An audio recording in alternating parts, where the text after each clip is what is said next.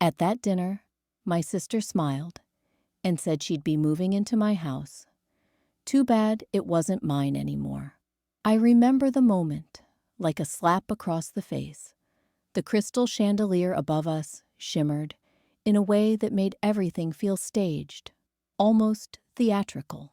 My parents had insisted I come to this family dinner in Chicago, saying it would be special. I thought maybe Dad had finally retired, or Mom had good news about her health. Instead, I sat there, gripping my water glass so hard my knuckles turned white, while Marissa, my younger sister, delivered her announcement with the casual grace of someone who had never once questioned whether the world would bend for her. "So next week, I'll be moving into your place," she said, as if she were announcing she was starting yoga or switching her coffee order. Her tone was light, her smile easy. My parents exchanged approving glances across the table, and my father popped open a bottle of champagne I'd never even seen before. The flutes, the china, the way Marissa sat at the head of the table, it all clicked too late. This wasn't a family dinner. It was an ambush. As laughter bubbled around me, my mind replayed all the little signs I should have caught earlier. The boxes stacked in my garage 3 days ago, neatly labeled Marissa's winter clothes and Marissa's books. When I texted her about them, she brushed me off. Just temporary storage. Right. Just like all the other temporary favors that had somehow become permanent responsibilities. My mother leaned toward me, eyes shining with pride, as though this was the most natural decision in the world. "Eden, honey, you won't be alone anymore. Isn't it wonderful? Wonderful." That word hit me harder than a punch. For years, I'd built a life of independence, paid every bill, fought through sleepless nights over mortgage payments, skipped vacations, and worked overtime, all for a house that represented freedom. And now, sitting at that table, I realized my family saw it not as my hard-won dream, but as a resource to be redistributed, a shelter for Marissa's never-ending crises. I placed my glass down carefully, though my hands trembled. The fury wasn't new. It had lived under my skin for years, fed by every time Mom waved away my concerns, every time Dad dismissed my needs, every time Marissa took and I was told to give. But this felt different. This felt like the moment everything snapped. Marissa reached for her champagne, clinking glasses with my parents, her grin widening. "It shouldn't take more than a day to move everything in. I've already started packing." The room erupted in cheers of "to new beginnings." Everyone raised their glass. Everyone except me. Because in my purse, resting quietly beside my chair, was a manila envelope. The papers inside carried a truth my family wasn't ready for, a truth I hadn't planned on sharing tonight. But as I stared at Marissa's triumphant smile, I realized there was no such thing as the right time with my family. There was only their time, their expectations, their script. I reached for my purse. My fingers brushed the envelope, steady now, fueled not by fear, but by resolve. "Actually," I said, my voice calm, though my heart thundered, "I have news too." And in that instant, every smile around the table froze. If you've ever been ambushed by your own family, you'll understand why this story matters. So stay with me, and don't forget to support stories like this by liking, sharing, and subscribing, because trust me, what happened next will leave you stunned. The room had gone still after I said I had news too. My mother's smile faltered, her eyes narrowing in warning. My father lowered his champagne glass, forehead creasing. Marissa, sensing the shift, tried to laugh it off. "Eden, don't look so serious. This is good news for both of us. You get company, I get to save on rent. Win-win, right?" Her words buzzed in my ears like a mosquito that refuses to die. I reached into my purse and placed the manila envelope on the table. My hands no longer trembled. I slid it toward the center, my fingers lingering on the edge for a moment. "What's that?" my mother asked, her voice sharp, almost annoyed, like I was ruining a carefully rehearsed performance. "This," I said, drawing the papers out slowly, "is the sale agreement for my house." The silence that followed was thick enough to choke on. Marissa's champagne glass slipped from her hand, shattering against the hardwood floor. She didn't even notice the shards at her feet. Her eyes widened, lips parted, but no words came out. You what?" she finally whispered. I spread the documents on the table, each page a final nail in the coffin of their assumptions. "I sold it last week. I have 30 days left before I move out." My father's mouth opened and closed, like a fish gasping for air. My mother pressed a hand against her chest, as if the betrayal was mine, not theirs. And Marissa, sweet, spoiled Marissa, looked at me as though I had personally set fire to her future. "You can't be serious," Dad said, his voice sharp. "These things have cooling-off periods. You can just cancel." We already promised Marissa she could stay as long as she needed. I almost laughed at the absurdity. Cancel the sale, reverse months of agonizing decisions, financial strain, sleepless nights, just because my sister wanted a free ride? "Actually," I said, flipping open my phone, "it's interesting timing. While you were planning for Marissa to move in, Mom and Aunt Sarah were already designing her new room in my house." I turned the screen toward them, showing the Pinterest board I'd discovered that morning. The title blazed across the top: Marissa's New Room. My mother's face drained of color. My father swore under his breath. And Marissa, oh, Marissa, lunged across the table, grabbing the phone, her nails scraping my hand. "You weren't supposed to see that," she hissed. But I had. And in that moment, the truth was undeniable. This wasn't about family helping family. This was about rewriting my life to fit Marissa's failures. I gathered the papers back into the envelope, my movements slow, deliberate. "I won't be part of this script anymore," I said. "The plot twist?" Aunt Sarah's voice piped up from the end of the table, timid, but cutting through the silence.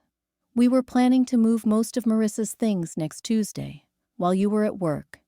It would have been easier that way." My jaw tightened as I stared at her.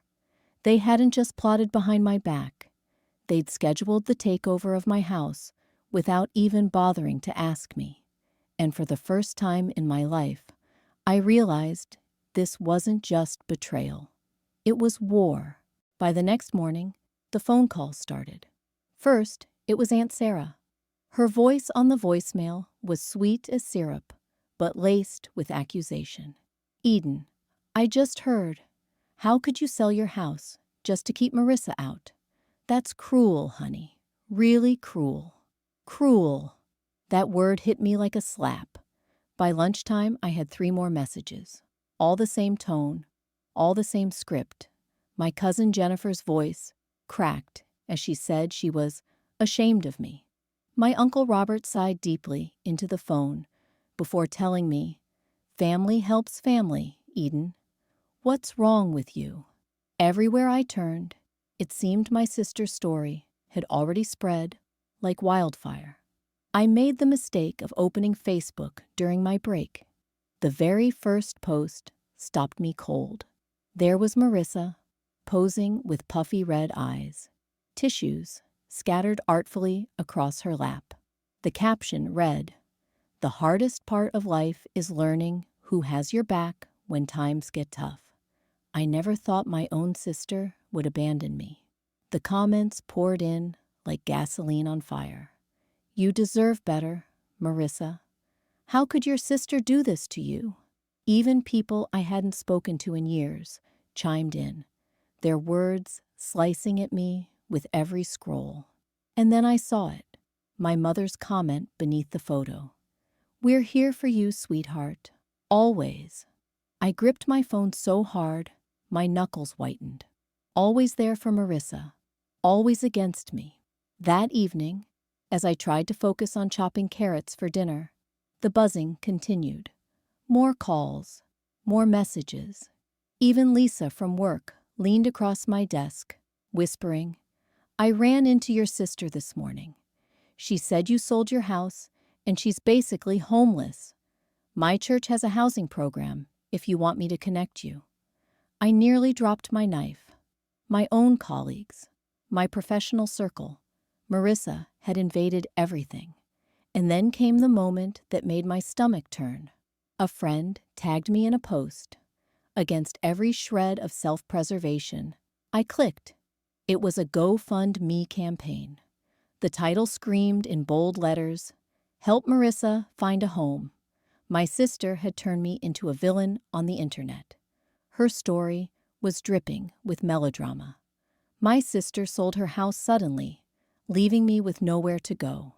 I'm facing homelessness, and I just need a little help to get back on my feet. There were already dozens of donations. Strangers praising her bravery, strangers condemning me without even knowing my name. My hands trembled so violently, the knife on the counter clattered against the cutting board. I paced the kitchen, fury burning in my chest, my reflection in the darkened window, a woman on the edge of breaking.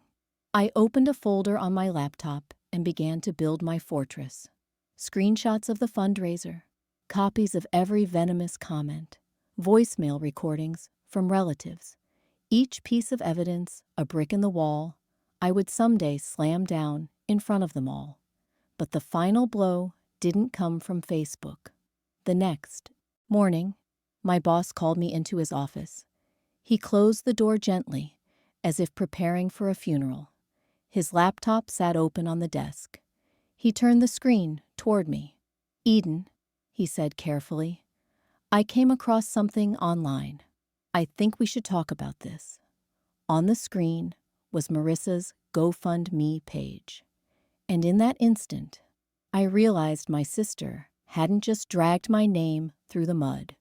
She had dragged my career into it too. That night, after my boss showed me the fundraiser, I went home and sat in the dark. My kitchen felt colder than usual, boxes half packed around me, the silence pressing heavy on my chest. I wanted to scream, to throw something, to let the rage boil over. But instead, I reached for the one thing that had kept me alive this long: my records. I opened the drawer, stuffed with invoices and bills, the raw proof of the past year's battles. One by one, I laid them across the table. The roof replacement first, $11,000 I hadn't budgeted for, when storms ripped through in March, leaking into 3 separate rooms. I'd drained my vacation fund and taken out a small loan, telling myself it was a one-time emergency.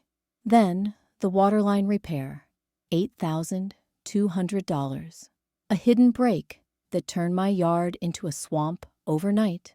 I remember standing outside at midnight, watching city workers dig up my lawn, praying the neighbors wouldn't notice me crying. And the heating system failure, $5,000 in June, when the sweltering Chicago summer made repairs non-urgent. I'd eaten ramen for weeks, skipped nights out, turned down a trip to Arizona with my best friend just to cover the bill. Each paper was a scar, each number a reminder of the nights I sat at my kitchen table, staring at spreadsheets that refused to balance. Do you know what it feels like to hold a dream so tightly that your fingers bleed, only to realize it's slowly crushing you? Would you call it selfish to finally let go, or survival? I looked around my house, the walls I'd painted myself, the shelves I'd built, the photos carefully framed. It wasn't just a house, It was 9 years of sacrifice, 9 years of proving to myself that I could stand on my own without anyone's help. And yet, to my family, it was nothing more than a free solution to Marissa's endless crises. I ran a hand over the folder where I'd begun saving screenshots from her fundraiser. My fortress of proof was growing.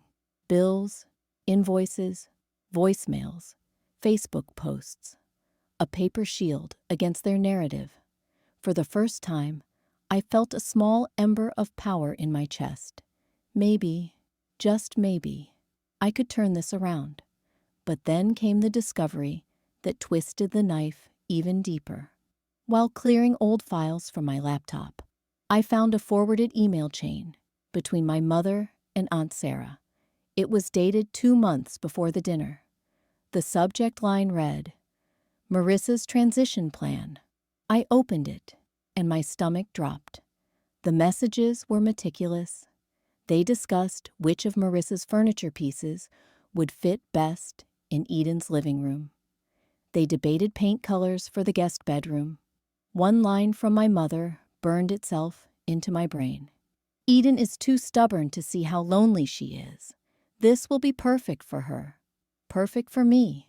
They had planned this ambush for months, reducing my life, my sacrifices, my home into nothing more than a stage for Marissa's next act. And as I sat there, staring at the glowing screen, I realized something bone deep and final. This wasn't about helping family. This was about erasing me.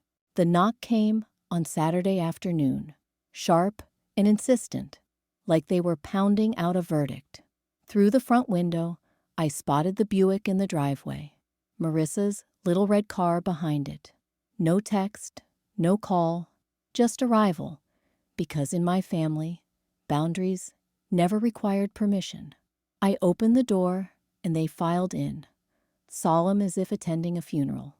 My mother's eyes went straight to the half-packed boxes stacked against the wall.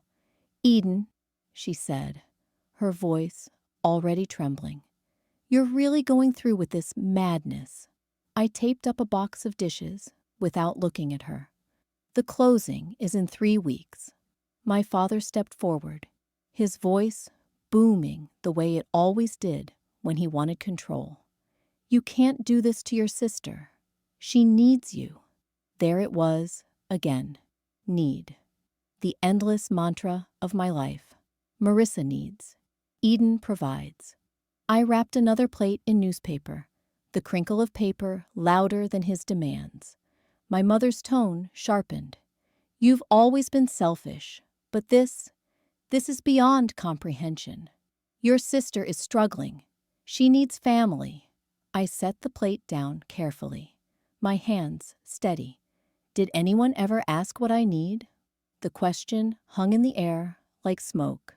For once, neither of them had a quick reply. My father's face flushed. My mother's lips pressed thin. Marissa, standing by the doorway, looked everywhere but at me. "I need financial stability," I continued. "I need sleep without panic attacks about bills. I need to not drain my retirement fund for a house I can't afford. That's what I need." For the first time, I didn't pause to gauge their reactions. I didn't try to soften the blow or add apologies. I just kept packing, letting them stand awkwardly in a kitchen that no longer revolved around them. The silence broke when the front door opened again. Dorothy walked in, holding 2 takeout bags. She froze at the sight of my parents, then raised her brows at me. "Am I interrupting?" "Not at all," I said, relief washing over me. Dorothy set the food on the counter and turned to my mother with a smile too polite to be genuine. "I thought Eden might want some company." The air shifted. My parents had always dismissed me when I was alone, but now I wasn't alone. Dorothy's presence was a quiet shield. My father tried again, lowering his voice. "Eden, be reasonable. We've always helped with your taxes, haven't we? You owe us this much." There it was, The leverage, their once-a-year check for my property tax, dangled like a leash. I almost laughed. Instead, I picked up my phone from the counter. "You know," I said, scrolling through my files, "I keep records of everything. Not just bills, not just receipts, conversations too." I tapped play. My mother's voice filled the kitchen, tinny but unmistakable. "Marissa has always needed more help. Eden is strong. She'll manage. We don't need to worry about her." Then my father's voice, "Exactly. Eden will figure it out. She always does. Our job is making sure Marissa is comfortable." The recording ended. The silence that followed was deafening. My parents' faces drained of color. Marissa's eyes widened in horror. Dorothy set her hand gently on mine, a quiet reassurance. For the first time, I didn't feel like the powerless daughter in this house. I felt like the one holding the truth. And judging by their stunned expressions, they knew it too. The following Tuesday, my dining room became a courtroom. At 7 sharp, the doorbell rang. When I opened it, I found not only my parents and Marissa, but Aunt Sarah, Uncle William, and even Cousin Jennifer clustered together like a jury. Behind them, Dorothy, Thomas, and Barbara, my unlikely team, waited quietly, their presence steadying me. I took my place at the head of the table, a position that once would have made me shrink. Now, with the manila folder in my hands, it felt right. "Before anyone speaks," I began, my voice steadier than my pulse, "I need you all to see something." I laid out the documents methodically. First, the roof replacement invoice, $11,200. The shingles had failed years before schedule. Insurance covering nothing. I slid the paper to the center of the table. Next, the waterline repair, $8,200. The city replaced the main line. My connection collapsed. No payment plan offered. I had to cover it in full. Finally, the heating system replacement, $5,000. The rebate covered only a fraction. The rest came out of my emergency fund. I stacked the invoices, my hand pressing them flat, as if pinning the truth in place. These are the reasons I sold my house. Not spite, not cruelty, necessity. For a moment, the room was silent, except for the shuffle of papers. Uncle William leaned forward, adjusting his glasses. "That's a lot," he muttered, lines deepening across his forehead. Marissa snapped her head toward him. "She's exaggerating. Eden has always been dramatic with numbers. She's making excuses to avoid her responsibilities." "Responsibilities," Dorothy's voice cut through like a blade. "Eden bought that house herself, without a dime of family help. Meanwhile, I've watched you receive money for rent, car payments, credit cards. For years." My mother stiffened. "Dorothy, that's not your place." Barbara cleared her throat, smoothing her blazer. "As Eden's financial advisor, I can assure you, enabling financial dependency isn't love. It harms everyone. Eden nearly bankrupted herself, trying to hold on to this house. Selling it was the right decision." My father's jaw tightened, but he stayed quiet. Thomas leaned forward, his voice softer. "My brother lived off my parents until he was 42. They thought they were helping him. But when they passed, he lost everything because he never learned to stand on his own." He glanced at Marissa. "Sometimes the kindest thing you can do is stop rescuing someone." The weight of his words sank into the room. Even Uncle William nodded slowly, his gaze shifting from me to my sister. "Marissa," he said firmly, "what's your employment situation right now?" She faltered, her confidence slipping. "I'm exploring opportunities. The market's complicated." The excuse hung limp in the air. For once, no one rushed to cover for her. Not Mom, not Dad. And then something in Marissa snapped. "This is ridiculous," she shouted, shoving back her chair. The legs scraped harshly against the floor. You're all acting like I'm some parasite. Eden's the golden child with her perfect house, her perfect job, and now you're letting her turn you against me. No one spoke. The silence was worse than accusation. Her face flushed red, her eyes darting wildly, but no defense came. She grabbed her purse, muttering curses under her breath, and stormed toward the door. The slam echoed through the house, rattling the picture frames on the wall. The silence that followed was thick, uneasy, like the air after a storm. For the first time in my life, I wasn't the one who looked like the villain in a family confrontation. This time, Marissa had played that role herself. 3 days after the family showdown, the knock came again. This time, softer, but just as insistent. When I opened the door, my parents stood on the porch together, Marissa a half step behind them, her face carefully arranged into gratitude. "Eden, honey," Mom said, forcing a smile. "We've been talking. We think we found a solution. A compromise," Dad added, his voice carrying that forced cheerfulness he used when delivering bad news at work. I let them in, though I didn't invite them to sit. The boxes around the living room were stacked higher now, nearly ready for the move. This wasn't their stage anymore. Mom smoothed her blouse and leaned forward slightly. "We know selling the house is your decision, but instead of Marissa moving in with you, what if you helped her get her own place? Just a small loan to get started. With your success, it would hardly affect you." I almost laughed. The nerve of it, asking me to bankroll her independence after years of propping her up. Before I could respond, Marissa stepped forward, her voice soft and practiced. "Some people just have bad luck, you know. I didn't choose to struggle. You've always been successful, Eden. Can't you help me, just this once?" Her eyes shone with fake vulnerability, but I could see the steel beneath. This wasn't a plea. It was a demand dressed as desperation. I drew a breath, steadying myself. "I can't support you financially," I said evenly, "but I can help you support yourself." I reached for the business card on the table and handed it to her. "Our marketing department has an entry-level opening. The starting salary would cover rent on a 1-bedroom. I already spoke to HR.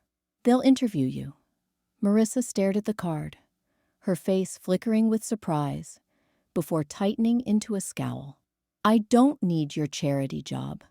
"It's not charity," I replied. "It's opportunity. What you do with it is up to you."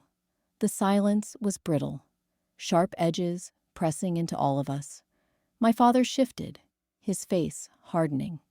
"Be reasonable, Eden. Marissa needs—" "No," I interrupted, walking to the coffee table. "What's unreasonable is pretending this is the first time she's needed help." I picked up the manila folder, pulled out a neatly typed spreadsheet, and laid it flat on the table. The columns gleamed under the lamplight. Dates, amounts, categories, car payments, rent supplements, credit card bailouts, 5 years of financial rescues. The total circled at the bottom was more than the down payment I'd saved for my house.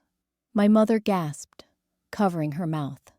My father's brow furrowed as he scanned the numbers, his voice faltering. How did you? "I compiled it from conversations you've had in front of me," I said. "I suspect the real total is even higher." The weight of the number pressed into the room like a physical force. Marissa's face burned red, her jaw tightening. "This isn't love," I said quietly. "It's dependence, and it's killing both of you."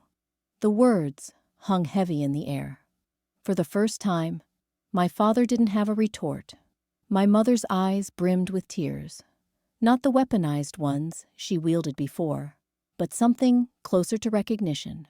And Marissa, trembling with anger, shoved the card into her purse, when she thought I wasn't looking. 3 weeks later, I stood in the center of my new townhouse, sunlight pouring through tall windows, warming the hardwood floors beneath my bare feet. The last moving box sat empty in the corner, and for the first time in months, the space around me felt open, not suffocating. 9 years in the old house had etched itself into my bones. Every bill, every repair, every sacrifice. But here, in this smaller space, I felt something I hadn't felt in years. Lightness. My mortgage was lower by nearly 40%. My emergency savings had stopped bleeding. For the first time, survival wasn't my entire existence. I could breathe. On the kitchen island sat my first real purchase in months, a camera I'd dreamed about for years. Tomorrow, I would start my first photography class, not because I needed a side hustle, but because I wanted it. The thought made my chest swell. It was strange, almost frightening, to feel joy without guilt. Still, the silence of this place sometimes pressed too close, and on Sunday, the weight of old patterns returned. The familiar text from my mother arrived. Dinner tonight at 6. My first instinct was to tense, to invent an excuse. But something in me pushed back. I wasn't the same Eden who had walked into that ambush weeks ago. So I grabbed a bottle of wine and drove over. When I stepped inside my parents' house, the air was different.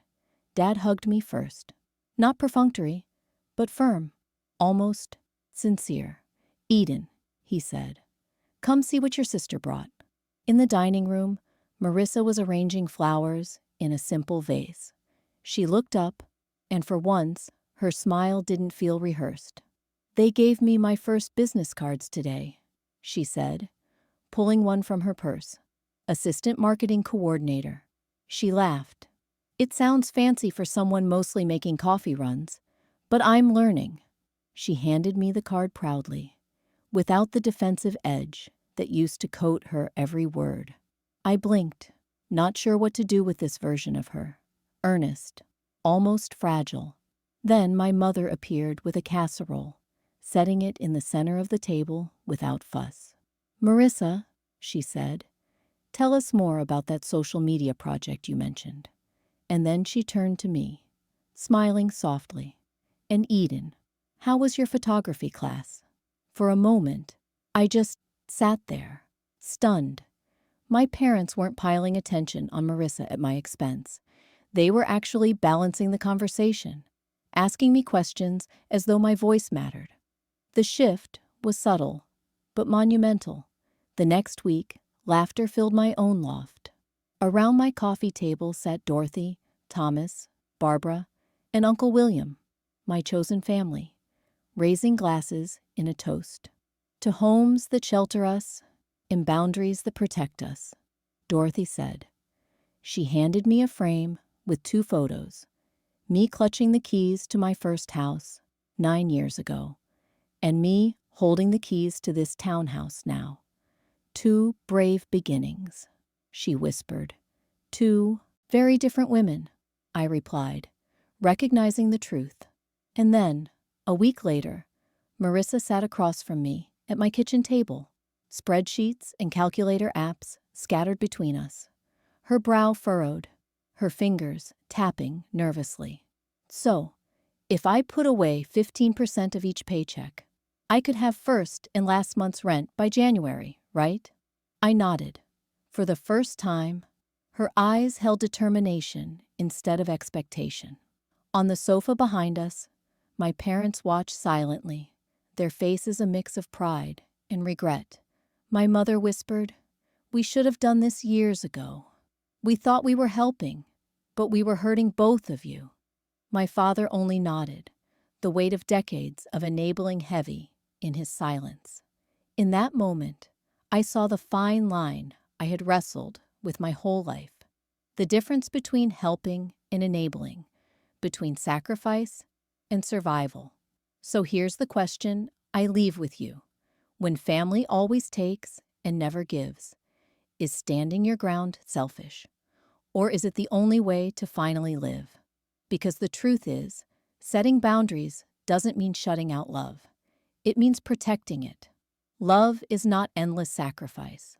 Love is guiding someone to stand on their own, even if it means watching them stumble. I forgave them that night, not because they asked, and not because they suddenly deserved it, but because forgiveness was the only way to unclench my own heart. The resentment, the bitterness, the exhaustion, I laid it down. Not for them, for me. As Marissa scribbled notes about her budget, I reached across the table, squeezed her hand, and whispered, "You'll be okay. But this time, it's on you." She nodded, eyes shining. And for the first time in my life, I believed her. Life had not given me the family I once wished for, but it had given me something better. The strength to protect myself, the courage to forgive, and the wisdom to keep moving forward. And as I stood at the window of my townhouse later that night, camera in hand, the city lights glittering like scattered stars, I realized something simple but profound.